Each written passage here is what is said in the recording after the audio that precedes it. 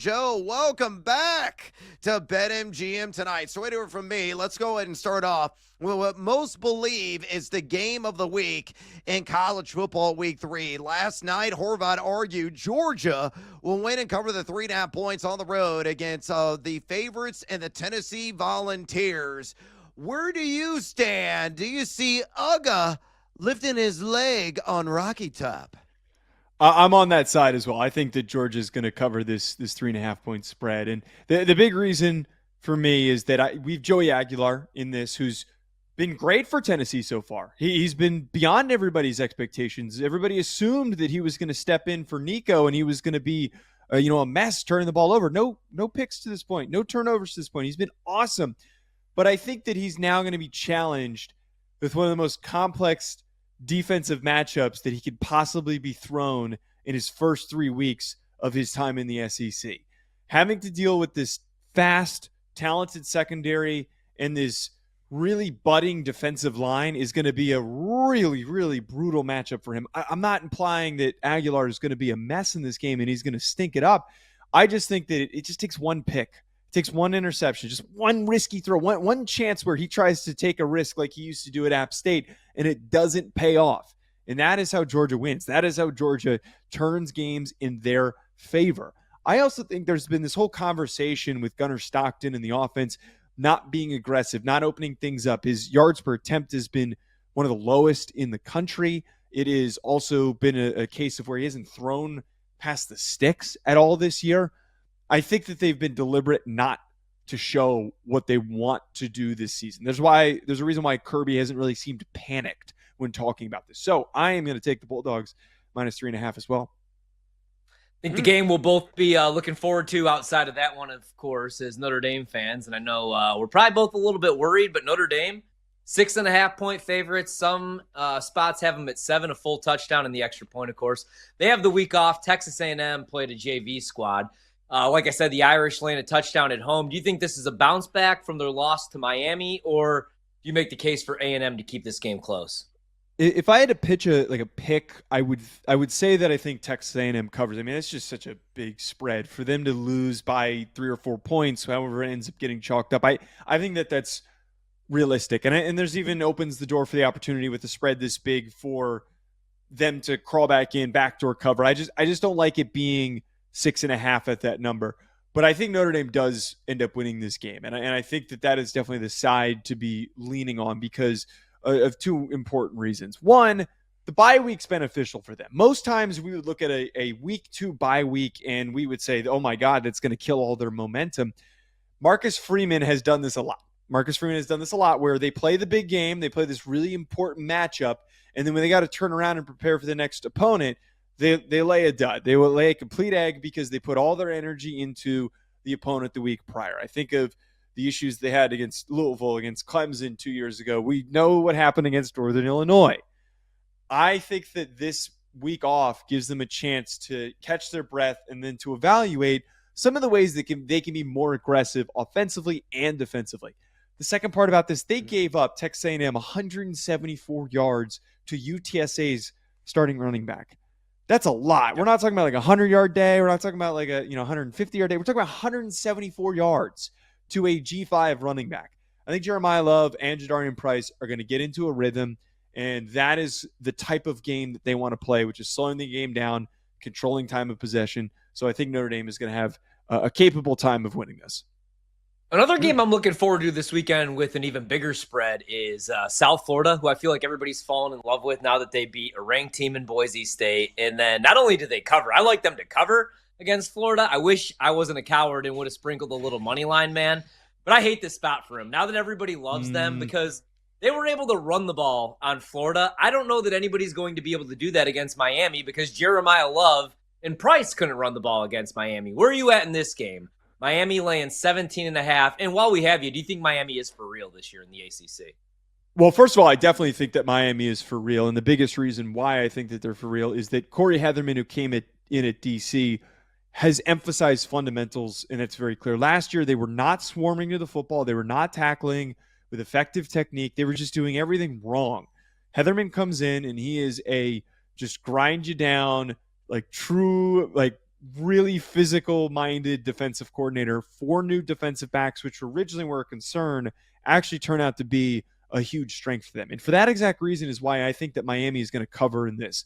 I think that what we saw with Florida last week, without Caleb Banks, their best defensive lineman, that they were ran all over, as you just mentioned. But think about the play that set up the game-winning field goal.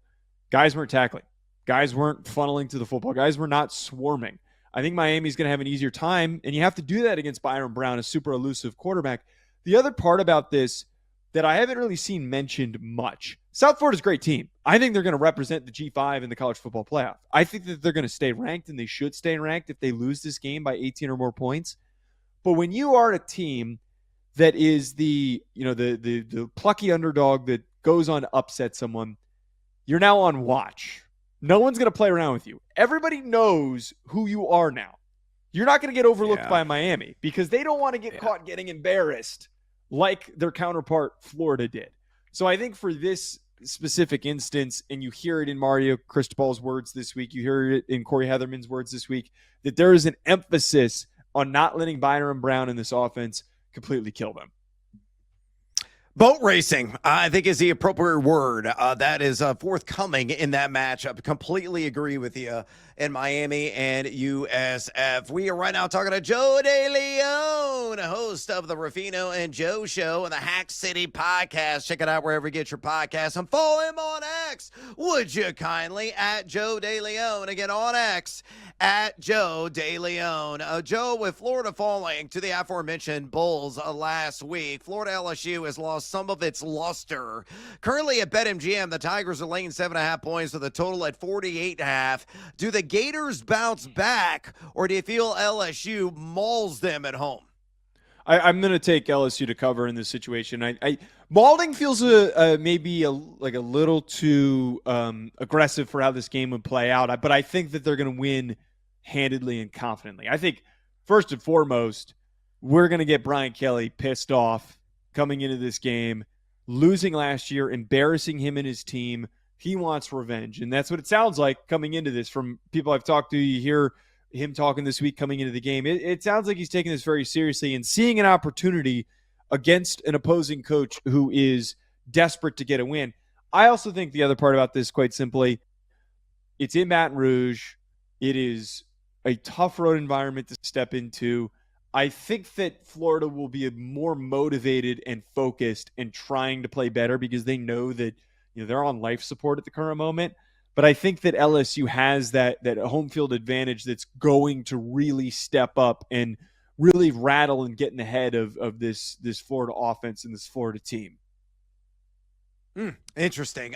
Joe, we'll get you out of here on this. Kind of open up the table on this one. We're all about getting seduced by the juice here on this show. That, of course, being BetMGM tonight. Give us your favorite money line play at plus money. That is a requirement. College football week 3. What do you got?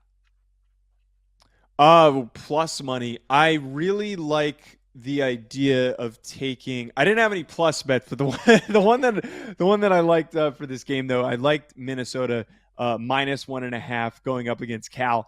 The reason why I really like this game, and it's a very close matchup. They're traveling to Cal. It's gonna be a really late night game.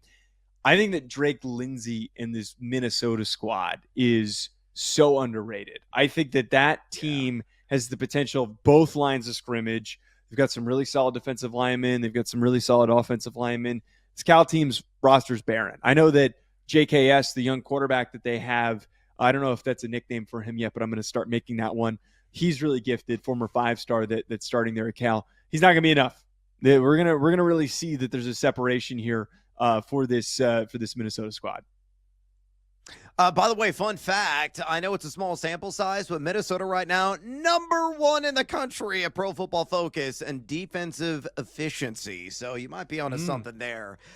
Taking the Golden Gophers, the Fighting Flex on the road on the late night tip there in Berkeley against the Cal Golden Bears. Outstanding stuff as always from our guy, Joe DeLeone, host of the Ruffino and Joe Show and the Hack City Podcast. Follow him on X, would you kindly, at Joe DeLeone. Again, on X, at Joe DeLeone. And Joe, aren't you so proud of me? I didn't even ask you a question about my ILL.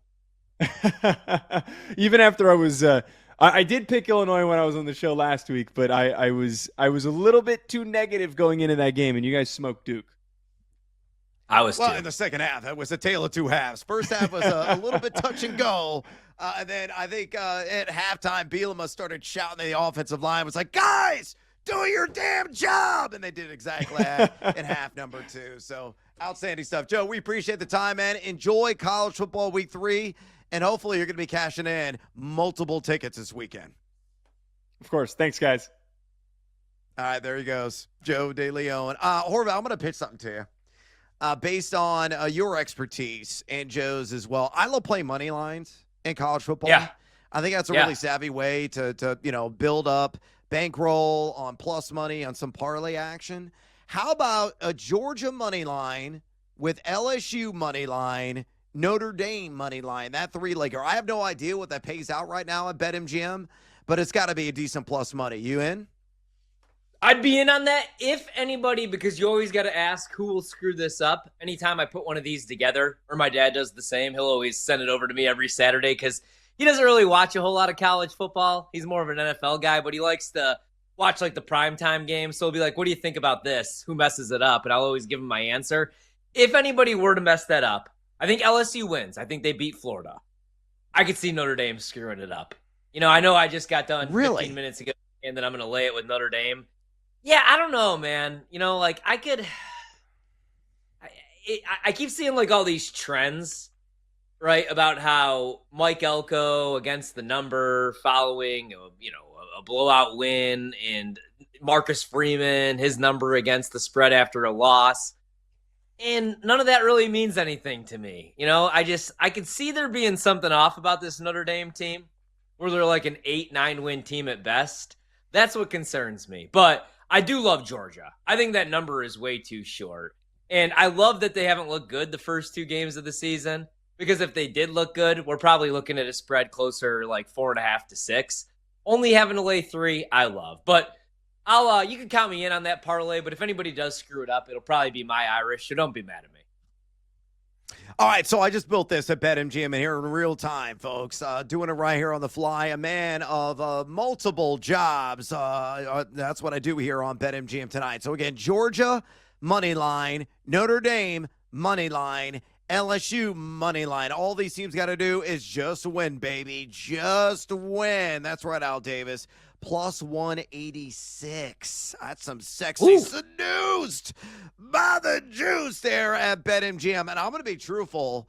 I love Joe's take on Minnesota. Again, being the numbers earner that I am I watching every snap of college football? No, unless it's Illinois. And I'm going to be probably 10 beers in at the tailgate because Illinois got a night game against Western Michigan. And, yes, I'm going to lay the 27.5. Yes, I will make the 45-minute drive to Covington, Indiana, and make that bet because I can't do it here in the great land of Lincoln. I'll pick up some Beef House rolls, which are absolutely delicious there in Covington. Yeah, they are. I'd probably go with an alt line like Minnesota -3 and get plus money on that because that -1.5, of course, is standard -110. You like that?